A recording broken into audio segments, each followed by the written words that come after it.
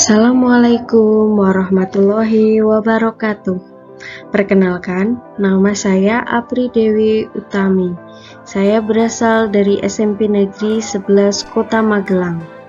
Di sini saya akan memaparkan mengenai Merdeka Belajar. Apa itu Merdeka Belajar? Merdeka belajar yaitu salah satu upaya kemerdekaan dalam berpikir dan berekspresi. Pada dasarnya, program Merdeka Belajar ini memiliki tujuan untuk memerdekakan guru dan siswa. Hal ini sejalan dengan semangat Ki Hajar Dewantara, yaitu memerdekakan manusia khususnya dalam hal pendidikan. Apa itu kurikulum Merdeka Belajar? Kurikulum Merdeka Belajar ialah kurikulum dengan pembelajaran intrakurikuler yang beragam. Dengan kurikulum ini, maka pembelajaran akan lebih maksimal agar peserta didik memiliki cukup waktu untuk mendalami konsep dan memperkuat kompetensinya. Nah, melalui kurikulum ini, maka guru juga bisa memilih perangkat ajar untuk menyesuaikan kebutuhan belajar dan minat dari masing-masing peserta didik.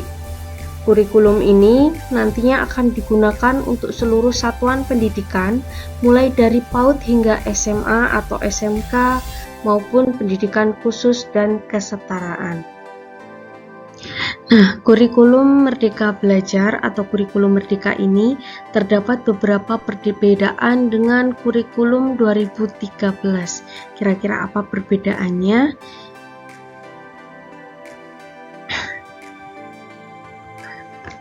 Berikut adalah perbedaan utama dari kurikulum K13 dengan kurikulum Merdeka. Pada fokusnya, tujuan pembelajarannya, periode pencapaian, struktur kurikulum pembelajaran, dan kriteria kenaikan kelasnya juga berbeda. Bisa diamati dari tabel tersebut. Kemudian, kurikulum Merdeka Belajar atau kurikulum Merdeka ini memiliki karakteristik, yaitu yang pertama adalah pembelajaran yang digunakan berbasis proyek untuk mengembangkan soft skill dan karakter sesuai dengan profil pelajar Pancasila. Kemudian yang kedua, fokus terhadap materi esensial sehingga terdapat waktu untuk pembelajaran yang mendalam bagi kompetensi dasar, contohnya literasi dan numerasi. Yang ketiga, fleksibilitas guru untuk bisa melakukan pembelajaran yang terdiferensiasi sesuai dengan kemampuan peserta didik.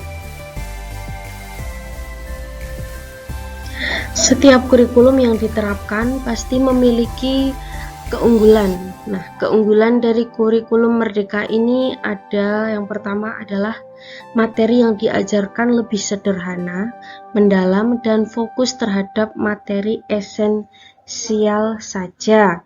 Oleh karena itu, peserta didik bisa belajar lebih mendalam dan tidak terburu-buru dalam proses pembelajaran, sehingga akan lebih paham dengan apa yang dipelajari. Kemudian yang kedua, guru lebih leluasa untuk mengajar sesuai dengan tahap capaian dan perkembangan peserta didik. Selain itu, sekolah juga memiliki wewenang untuk mengembangkan kurikulum sesuai dengan satuan pendidikan dan peserta didik. Yang ketiga, lebih relevan dan interaktif karena pembelajaran melalui kegiatan proyek yang memberikan kesempatan kepada peserta didik untuk lebih aktif dan mengeksplorasi isu-isu aktual. Konsep dari kurikulum Merdeka Belajar itu ada 4. Yang pertama adalah asesmen kompetensi minimum. Nah, dengan kurikulum ini diharapkan setiap peserta didik mampu mengembangkan kemampuan literasi serta numerasi yang dimiliki. Tentunya dengan dasar penilaian yang dilihat dari kemampuan melakukan analisa serta berpikir kritis melalui kemampuan analisa kognitif setiap siswa. Kemudian yang kedua adalah survei karakter siswa. Proses penilaian yang dilakukan pemerintah tidak hanya berbasis pada tingkat kualitas pendidikan di masing-masing sekolah, namun juga infrastruktur pendidikan dan ekosistem pendidikan setiap sekolah. Yang ketiga adalah penilaian hasil belajar. Konsep berikut ini menggunakan metode penilaian yang tidak hanya berdasarkan hasil ujian nasional saja, namun juga melalui portofolio dan penugasan. Jadi siswa diberikan kebebasan untuk mengembangkan diri dan bakat yang dimiliki. Yang keempat, kualitas pendidikan yang merata. Merdeka Belajar ini memiliki konsep mengedepankan keadilan dalam pemerataan kualitas pendidikan secara menyeluruh. Hal ini diwujudkan melalui kebijakan afirmasi maupun pemberian kuota secara khusus bagi siswa. Terkait dengan pilihan implementasi kurikulum ini, Kemendikbud telah menyiapkan jalur untuk membantu tahap kesiapan setiap satuan pendidikan. Terdapat 3 jalur yang sudah disesuaikan dengan kondisi dan situasi dari masing-masing satuan pendidikan. Yang pertama adalah mandiri belajar. Kalau mandiri belajar ini memberikan kebebasan kepada satuan pendidikan saat menerapkan kurikulum ini. Namun meskipun demikian tidak mengganti kurikulum yang sedang diterapkan pada satuan pendidikan tersebut. Yang kedua adalah mandiri berubah. Kurikulum ini memberikan kebebasan kepada satuan pendidikan untuk menerapkan kurikulum merdeka dengan tetap menggunakan perangkat ajar yang sudah disediakan. Kemudian mandiri berbagi. Sekolah bisa mengembangkan sendiri perangkat ajar dalam proses penerapan kurikulum ini. Jalur ini memberikan kebebasan terhadap satuan pendidikan dalam menerapkan kurikulum dengan mengembangkan mandiri terhadap perangkat ajar yang telah digunakan. Baik teman-teman, itu tadi adalah pemaparan mengenai kurikulum merdeka atau Merdeka Belajar.